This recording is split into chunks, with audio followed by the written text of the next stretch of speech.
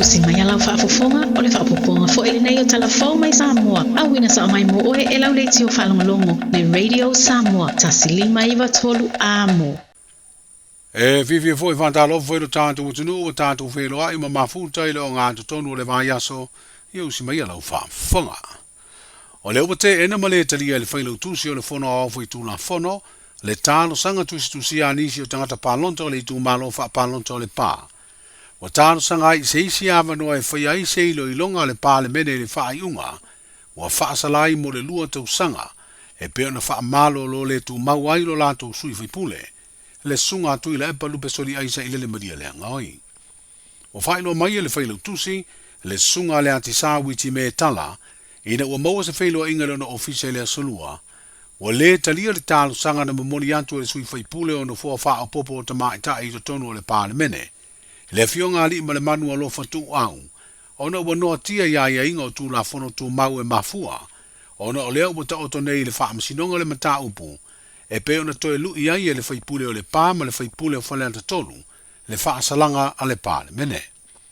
O te semo le tausanga na te nei e pe ona whailo ai le whailo tusi o le fono, na tau nu umu atu ai le tusi tāro sanga anisi o tangata pālonto le tū malo le pā, wa whailo atu ai le o ia ma le a whaina o lato wai a te tau, i le ai leo so lato leo i to tonu o le pāle mene, o no o le umi o le whaasalanga o le lato whaipule. O le tālo sanga lea na o atu ai nisi o matai o le itu malo o le pā, e moli atu, ai na ave i ai le whaangtuanga i le matai na teita i atu le sabani,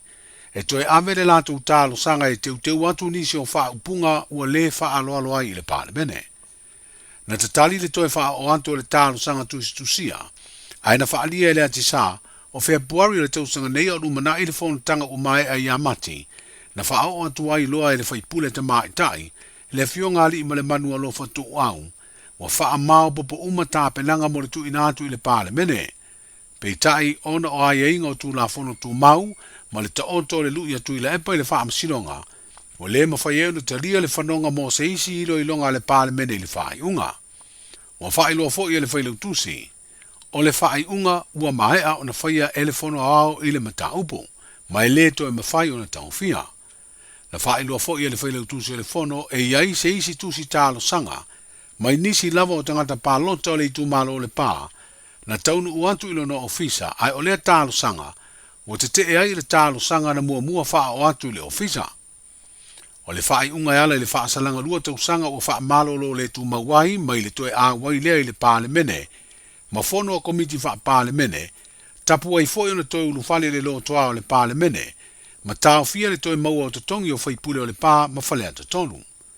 O mafua le whaasalanga ma ona aia inga, ona ua wha mao nia no la soli o tūlanga ma malu mami o tau aloa le pāle mene, e mafua i ni la fonga ua wha le minga o ai le pāle mene. O wha maoni a fo i le whaamsinonga siri o la morianga, o le wha le mi ngao lea i le whaamsinonga, o le mafuanga leo le su e ngā le komiti o tūlanga ma malu malo ia le pāle mene i le tālo sanga, na tu inatu e le whaipule o nganga e maunga numele tasi, le fionga i le sui pāle mia. O tau au nei e le minstau le ofisa o komisi o whainga pālota, le fionga whawalo Harry Jeffrey Schuster, le li ponti e le komisi su e le whainga pālota le tau sanga dua olua tasi, ina ua mai ona tu whaatasia le taunu unga o sa i linga lea komisi su e filifilia. Na sila ai le tūlanga na whaanga solo ai le whainga filifilinga lea tunuu. Ia a perila o le tausanga lua o lua tasi, mani whaang tuanga ua lato tu inatu i le pāle mene, e toe sanga whaale le iai ni whaafitauli mani whaale tonu na tūre mai, i le nā pālo ta tele. Ai mai se o ni whaang tuanga e toe whaale le iati li ai whainga filifilinga lea tunuu mo le sa i lia lea, o sui usu fono i tu malo pālonta i le fono au au whaitu la fono. E peo na sila fio nisi o vaenga sa sila i ai lea komisi o le pālonta mai fafo tangata anu o Samoa, o le 10% o na fua wha apopo ta maitai i le pāle mene pe a le a tole au whainga e ono ta maitai, ma le toe vai ino i tu malo pālonta lea ua 5 tasi. Wa whailoe se moli mau whatutua ina o lo ngālulu e neile ofisa o le komisi o whainga pālonta, mo le whaali liwina li ngangana peletani o li li ponti al komisi suesue, au le tu inatu i le kāpeneta mo sana ilo ilonga, ma tu inatu ai i le fono au au whaitula fono.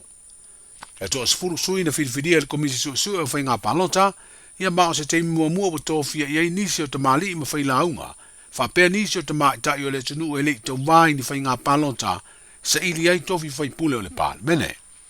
O ila tau ia au fiai, ia le tofa ia tu lua fatasanga Dr. Yeti tau le alo, fe sango George fe pule ai, fa mausili Dr. Matangi Alofi lua iufi, le tui manu asina Dr. Emma Cruz eva ai, le wharetua malo lo manu malo ia Erelini vai iao e te wati, ne fionga pesta a rasi tio, o le sunga le whaive auto e ina malo lo manu malo, sunga ia ta vita Roma, le tofa va e lua rimoni va e lua, le fionga ia tu bola o lo iali i koki tuala, ma le li ilo ia sinia le sunga ia lulua iali i tasi malifa. O le vai aso na te nei, i le official komisio whai ngā palota i mulino na tau awa tuai le te whono o komisi su e whai ngā palota le lato liponti i le minsta o whai ngā palota. O le asolulu ni vai aso o wha ngā solo ai le vai ngā whai o tau rumanga o le wha amsinonga o le mai whai oso sione ma malele anto fu paulo. Ma ua ta ua lea la asanga wo i eisu su enga o mōli mau o le summing up lea ua au fi ai le fola sanga le wha amasino lo se eile tau veino le mata upu.